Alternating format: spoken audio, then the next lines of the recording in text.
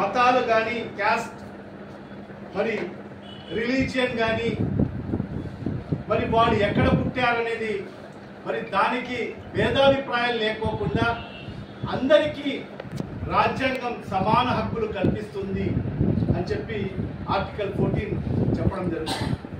మరి అదేవిధంగా ఆర్టికల్ 15 మనం ఒకసారి చూడగలిగితే prohibition of discrimination on grounds of religion, race, caste, sex or place of birth.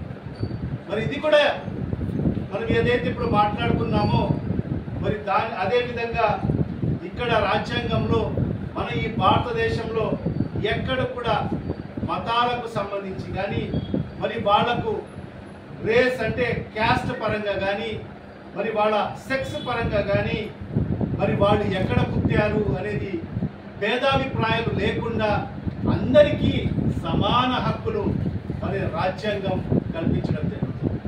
మరి ఇలాంటి గొప్ప రాజ్యాంగాన్ని మరి ఈరోజు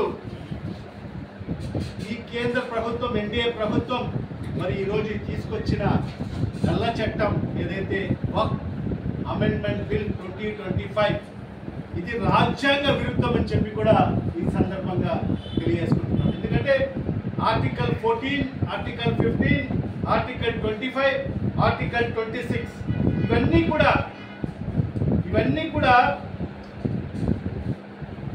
ఇంకోటి ఆర్టికల్ 26 ఏం చెప్తుందంటే freedom to manage religious affairs. మీకు స్వేచ్ఛ ఇస్తున్నాము, మీ మతపరమైన ఆచారాలు కానీ మీ మతపరమైన సంస్థలు ఏర్పాటు చేసుకునేదానికి మీరు మీ స్వతహాగా నడుపుకునేదానికి మీకు ఈ రాజ్యాంగం హక్కు కల్పిస్తుందని చెప్పి కూడా ఆర్టికల్ 26 మనకు హక్కు కల్పించడం జరుగుతుంది. మరి ఇవన్నీ కూడా చూసుకుంటే మరి ఈరోజు ఏదైతే ఈ చట్టం తీసుకురావడం వల్ల మరి ఈరోజు రాజ్యాంగ వ్యతిరేక బిల్ అని చెప్పి కూడా ఈ సందర్భంగా నేను తెలియజేసుకుంటున్నాను.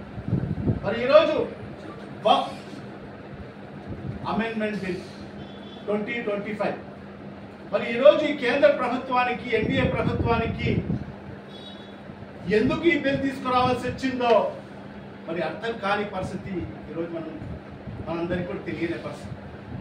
మరి ఈరోజు దేశంలో వక్ఫ్ చట్టం అమలైతే ఏదో దేశం ప్రపంచంలో అగ్రగామిగా నిలబడుతుందా? ఈరోజు దేశంలో అనేక సమస్యలు ఉన్నాయి. పేదరిక నిర్మూలన పెద్ద సమస్యగా ఉంది. నిరుద్యోగ ఉపాధి అవకాశాలు దేశంలో ఎక్కడ చూసినా కూడా ఏ రాష్ట్రంలో కూడా పెద్ద సమస్యగా మారింది. మరి అలాంటి పెద్ద పెద్ద సమస్యలన్నీ కూడా పెడచెవిన పెట్టి మరి ఈరోజు ఈ ముస్లింలకు సంబంధించి వక్ఫ్కు సంబంధించి ఈ బిల్లు తీసుకురావడము ఎంతవరకు సమంజసమో ఒకసారి ఆలోచన చేయాల్సిన అవసరం కూడా ఎంతైనా ఉందని చెప్పి కూడా ఈ సందర్భంగా తెలియజేస్తున్నాం. ఇది కేవలం ఈరోజు ఎన్డీఏ ప్రభుత్వం, భారతీయ జనతా పార్టీ ప్రభుత్వం కేవలం మైనార్టీలను, ముస్లిం మైనార్టీలను అనదొక్కి మరి ఈరోజు ఈ రాష్ట్రం, ఈ దేశంలో వాళ్ళు పౌరులు కాదు, మరి వాళ్లకు ఒక ద్వితీయ శ్రేణి పౌరులుగా మరి ఏదైతే పరిగణించి మరి ఈ రకంగా ఈ చట్టాన్ని తీసుకొస్తున్నట్టుగా మనందరికీ కూడా అర్థమవుతున్న పరిస్థితి మనందరూ గమనించాల్సిన అవసరం ఉంది. మరి ఈరోజు దానికి సంబంధించి దాని నిర్వచనమే ఈరోజు మార్చివేసిన పరిస్థితి మొదటిగా మనం గమనించాలి. ఏదైతే సవరణలు వాళ్ళు ఏదైతే చేస్తున్నారో అమెండ్మెంట్ అని చెప్పి అమెండ్మెంట్ రూపంలో మరి మొదటిగా ఈ వక్ఫ్ చట్టం అనేది 1954లో మరి ఈ వక్ఫ్ చట్టం మన దేశంలో అమల్లోకి రావడం జరిగింది. మరి 54లో వక్ఫ్ చట్టం అమల్లోకి వచ్చిన తర్వాత దఫాలుగా ఒక 3-4 సార్లు దాన్ని అమెండ్మెంట్ చేసిన పరిస్థితి కూడా మనం చూసాం. కానీ ఈరోజు చేస్తున్న ఈ అమెండ్మెంట్స్కు, గతంలో చేసిన అమెండ్మెంట్స్కు చాలా భిన్నంగా కేంద్ర ప్రభుత్వం వ్యవహరిస్తున్న శైలి కూడా మనందరికీ కూడా తెలిసిన విషయం. మరి గతంలో ఏదైతే సవరణలు జరిగాయో మరి అక్కడ స్టేక్ హోల్డర్స్ యొక్క అభిప్రాయాలను సేకరించిన తర్వాతనే మరి ఆ రోజు ఎవరైతే వక్ఫ్కు సంబంధించి ముస్లిం మైనార్టీల మత పెద్దలతో కానీ మరి ఆ సంఘ పెద్దలతో కానీ మరి ఆ సంస్థల పెద్దలతో మరి చర్చించిన తర్వాతనే మరి ఆ రోజు మరి దానికి అమెండ్మెంట్స్ జరిగిన పరిస్థితి. 1970లో కొన్ని సంస్కరణలు జరిగాయి, 1984లో సంస్కరణలు జరిగాయి, 1995లో ఒకసారి సంస్కరణలు జరిగాయి, 2013లో కూడా ఒక సంస్కరణలు జరిగాయి. మరి ఇవన్నీ కూడా మరి ఆనాటి స్టేక్ హోల్డర్స్ అంటే ఏంటంటే ఇది వక్ఫ్కు సంబంధించి మైనార్టీలకు, ముస్లిం మైనార్టీలకు సంబంధించింది కాబట్టి మరి దానికి సంబంధించిన స్టేక్ హోల్డర్స్లతో మరి ఆ మతానికి సంబంధించిన మరి స్టేక్ హోల్డర్స్తో సమావేశాలు ఏర్పాటు చేసి మరి వాళ్ళ అభిప్రాయాలు మరి సేకరించిన తర్వాతనే మరి దాన్ని సవరణ చేసిన పరిస్థితి. మరి ఈరోజు చూస్తే మరి వక్ఫ్ అనే నిర్వచనాన్నే, దాని మీనింగ్నే మార్చివేసిన పరిస్థితి ఈరోజు గమనిస్తుంది. వక్ఫ్ అనేది ఏంటంటే మన పూర్వీకులు దశాబ్దాలుగా 400-500 సంవత్సరాల మునుపు నుంచి కూడా మరి ఏదైతే మా పూర్వీకులు మరి మనకు సంబంధించిన ఏదైతే మసీదులు ఉన్నాయో, దర్గాలు ఉన్నాయో, ఆషూర్ ఖానాలు ఉన్నాయో, మనకు సంబంధించిన శ్మశాన వాటికలు ఉన్నాయో మరి దాని నిర్వహణ కోసం మరి ఆ రోజు మా పూర్వీకులు మరి తమ భూముల్ని మరి ఆ రోజు ఏదైతే గిఫ్ట్గా ఇచ్చిన పరిస్థితి. వక్ఫ్ అంటే ఏంటంటే ఒక్కసారి దానం చేస్తే మరి ఆ దానం చేసిన వ్యక్తి కూడా మరి దాన్ని ఏదైతే మళ్ళీ ఇది నా భూమి, ఇది నేనిచ్చిన దానము నాకు వర్తిస్తుందని చెప్పి అడిగే హక్కు కూడా లేని పరిస్థితి. ఒక్కసారి వక్ఫ్ చేయగలిగితే, ఒక్కసారి వక్ఫ్ చేస్తే అది అల్లాహకు సంబంధించిన ప్రాపర్టీగా పరిగణించడం జరుగుతుంది మన ఇస్లాం మతం. ఒక్కసారి ఎవరైనా వక్ఫ్ చేస్తే మరి అది ఆ అల్లాహకు సంబంధించిన ప్రాపర్టీగా మరి పరిగణించడం జరుగుతుంది. ఆ నిర్వచనాన్ని మరి ఈరోజు ఈ కేంద్ర ప్రభుత్వం మార్చివేసిన పరిస్థితి ఈరోజు మనం గమనిస్తున్నాం.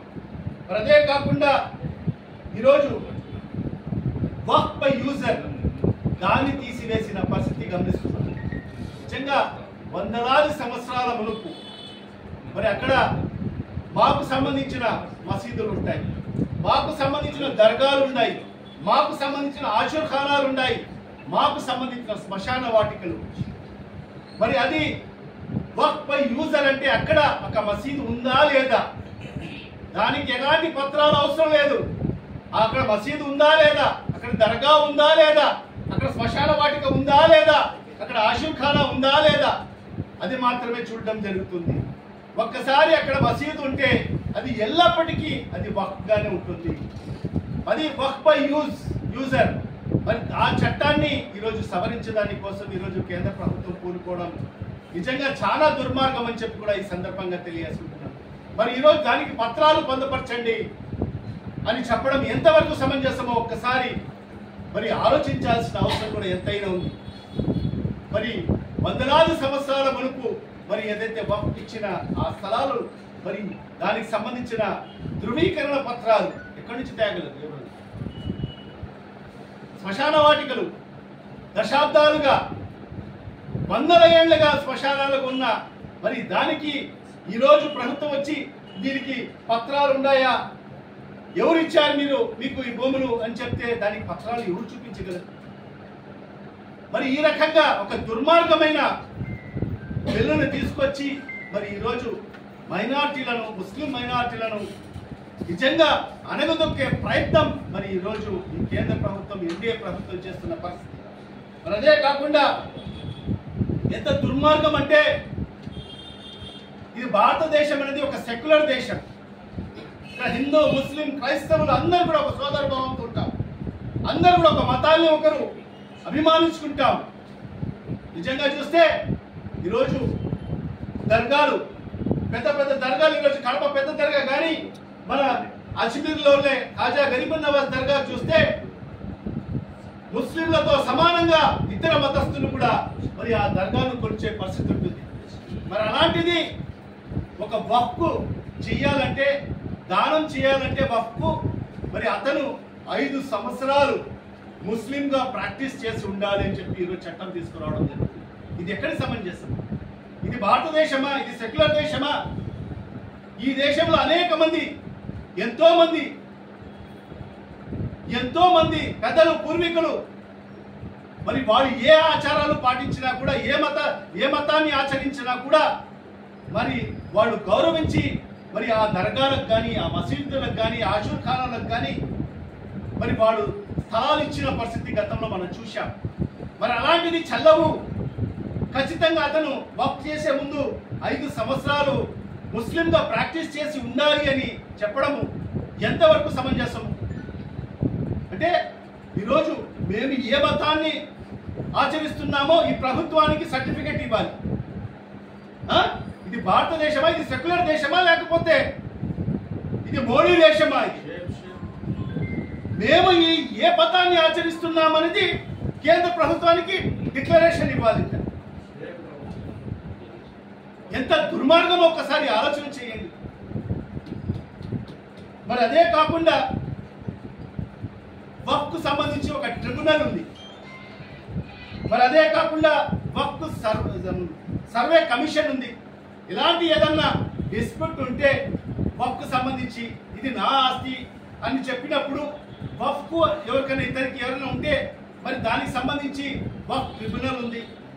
ప్రతి దానికి కూడా ట్రిబ్యునల్ ఉన్నాయి.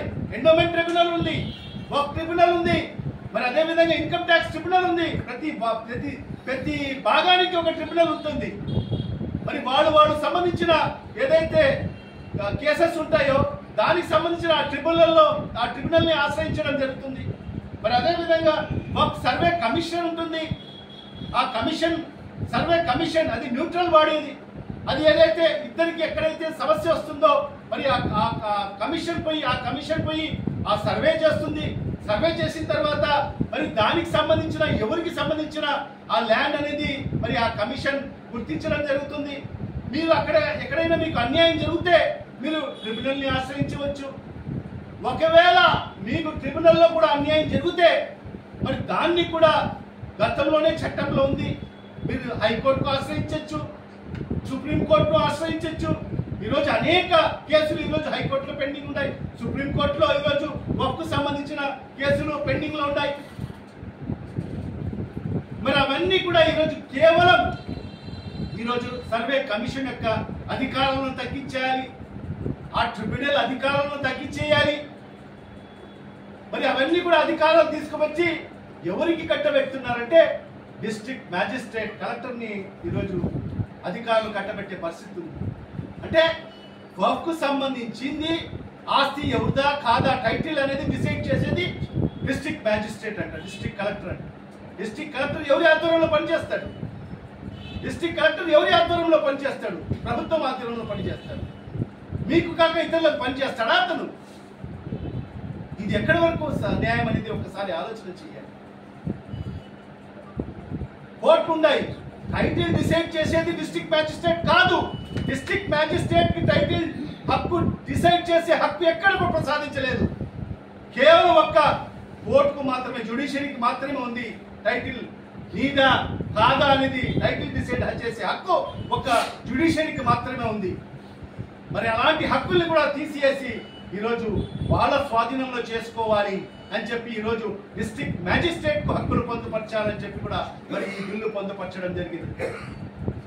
మరి ఇవన్నీ కూడా చూసుకుంటుంటే కేవలం ఈ బిల్లు తీసుకువచ్చి ఈరోజు దేశంలో ఈరోజు మన మంత్రి minority welfare minister Kiran Rijiju ఆయన మాట్లాడుతున్నాడు. ఆయన ఏం చెప్తున్నాడంటే దేశంలో ల్యాండ్ బ్యాంక్ అందరికి ఎక్కువ ఎవరి కాడ ఉందంటే 3వ స్థానంలో వక్ఫ్ బోర్డు ఉంది అని చెప్పడం జరుగుతుంది. అంటే సుమారుగా 9 లక్షల ఎకరాలు ఈరోజు వక్ఫ్ బోర్డు ఆధీనంలో ఉంది.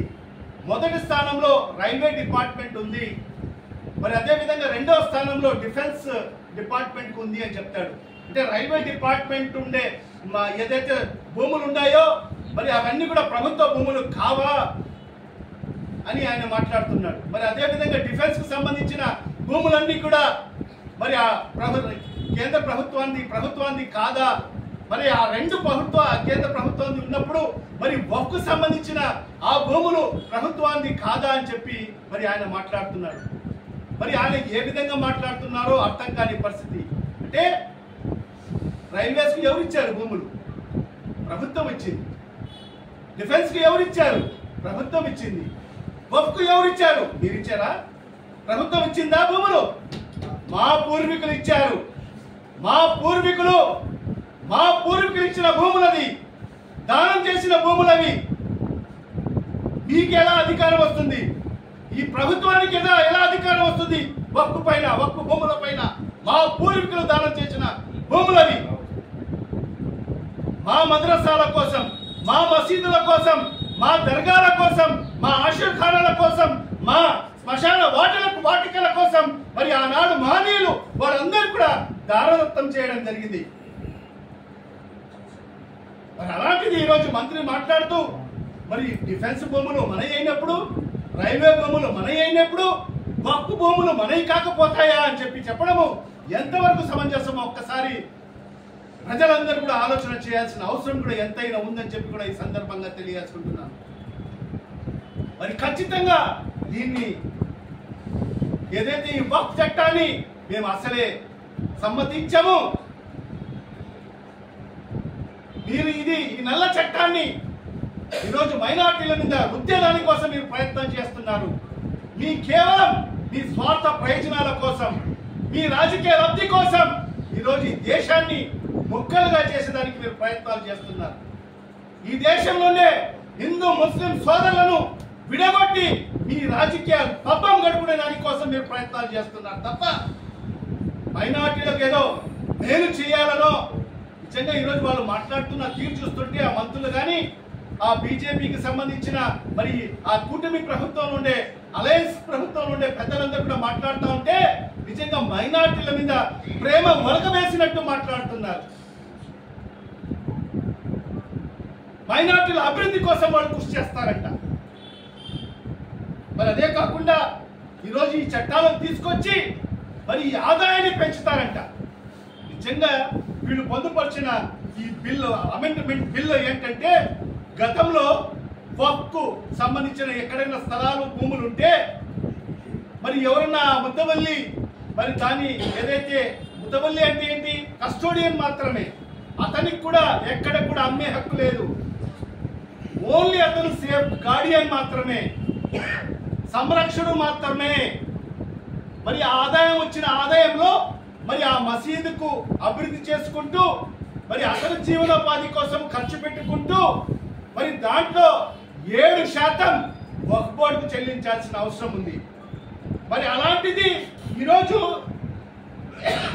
ఆ ఆదాయాన్ని పెంచడాని కోసం, మైనార్టీలకు మేలు చేసే దానికోసం ఈ చట్టం పనిచేస్తుందని చెప్తున్నారు.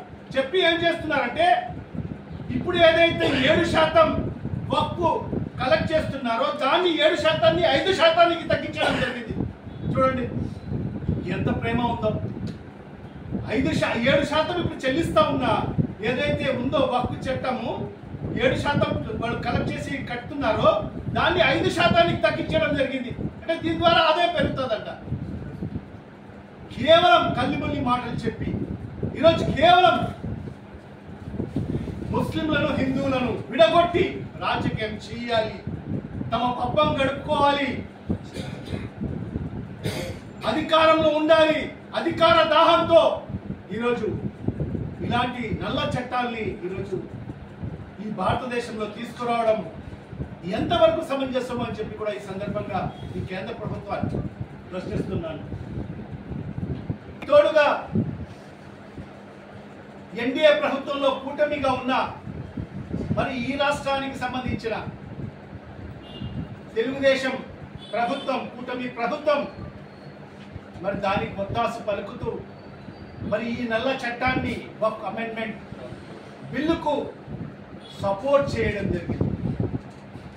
ఎంత దుర్మార్గమో ఒకసారి ఆలోచన చేయండి. ఈరోజు పార్లమెంట్లో పి కృష్ణప్రసాద్ బాపట్ల ఎంపీ గారు మాట్లాడుతూ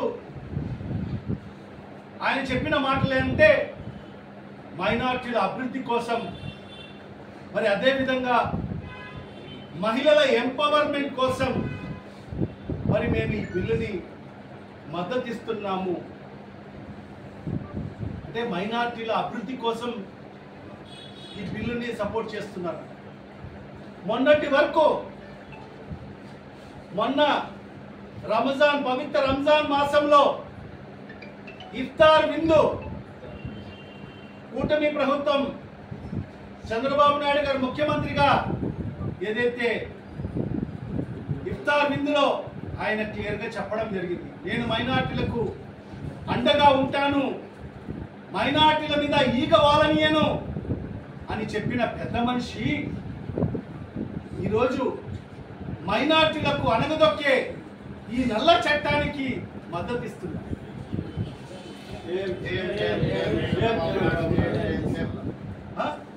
నిజంగా ఆయన చెప్పిన మాటలు విని గత 2 రోజులుగా మనం చూశాం. నేషనల్ మీడియా అంతా కూడా ఏదో జరగబోతుంది, ఎందుకంటే ఈరోజు కేంద్ర ప్రభుత్వం ఇద్దరి మీద ఆధారపడి ఉంది. మోడీ అనే వ్యక్తి ఇద్దరి మీద ఆధారపడి ఉన్నాడు. ఈరోజు కేంద్ర ప్రభుత్వం ఒక పక్క నితీష్ కుమార్, ఒక పక్క చంద్రబాబు నాయుడు, ఇద్దరి సహాయంతో ఈరోజు కేంద్ర ప్రభుత్వం నడవడం జరుగుతుంది. మరి అలాంటి పరిస్థితుల్లో మరి ఈరోజు గత 2 రోజులుగా నేషనల్ మీడియా ఛానల్స్ అన్ని కూడా చంద్రబాబు నాయుడు గారు ఇఫ్తార్ విందులో మైనారిటీలకు నేను అండగా ఉంటాను, మైనారిటీలకు ఏ హాని కలగనీయమని అని చెప్పాడు. ఖచ్చితంగా ఈ బిల్లుకు మరి వ్యతిరేకిస్తాడు, మరి కేంద్ర ప్రభుత్వం పడిపోయే పరిస్థితులు ఉన్నాయని చెప్పి కూడా గత 2 రోజుల్లో నేషనల్ మీడియాలో అంతా కూడా షికారు కొట్టిన పరిస్థితి. మరి నిన్నటి దినం చూస్తే ఒక విప్ జారీ చేయడం జరిగింది మరి చంద్రబాబు నాయుడు గారు. మరి అదేవిధంగా పవన్ కళ్యాణ్ గారు కూడా వాళ్ళ ఎంపీలకు విప్ జారీ చేయడం జరిగింది. అందరు కూడా ఈరోజు వక్ఫ్ బిల్లు మరి పార్లమెంట్లో రాబోతుంది, మీరందరూ కూడా అక్కడ ఖచ్చితంగా అటెండ్ కావాలి, మరి దానికి మీరు సపోర్ట్ చేయాలని చెప్పి కూడా మరి విప్ జారీ చేసి మరి ఈరోజు ఆ బిల్లుకు సపోర్ట్ చేయడం జరిగింది. నేను ఒకటే చంద్రబాబు నాయుడు గారికి చెప్తున్నాను, మరి నువ్వు మైనారిటీలకు ఏ కోశాన మీరు మేలు చేసినట్టుగా మరి ఈ బిల్లుకు సపోర్ట్ చేశాం. మరి ఆయన ఎంపీ కూడా మాట్లాడుతూ మహిళలకు పెద్దపీట వేసే దిశలో మేము ఈ బిల్లు సపోర్ట్ చేయడం జరిగిందని చెప్తారు. మరి ఇవాళ వాళ్ళకు గతంలో వక్ఫ్ చట్టం తెలుసా తెలియదా కూడా నాకు తెలియదు. మరి ఇప్పటికే వక్ఫ్ బోర్డు ఫార్మేషన్లో చట్టం ఉంది, ఇద్దరు ఖచ్చితంగా మహిళలు ఉండాల్సిన అవసరం ఉందని చెప్పి కూడా ఇప్పటికే ఉంది. గతం